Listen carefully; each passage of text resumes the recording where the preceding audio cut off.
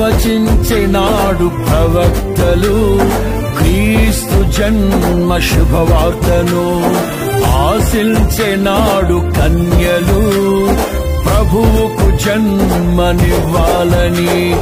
తండ్రి చిత్తమే నెరవేరగా కన్య మరియకే ప్రాప్తించగా జన్మించే యేసు మహారాజుగా కాలము విడిపోయే రెండుగా.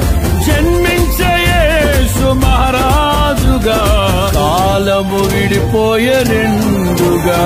స్తుతియు మహిమ ప్రభావము ఎల్లవేళల ప్రభుకే చెందును. స్తుతియు మహిమ ప్రభావము ఎల్లవేళల ప్రభుకే చెందును. రక్షకుని జన్మస్థలమా యూదయ బెత్లెహేము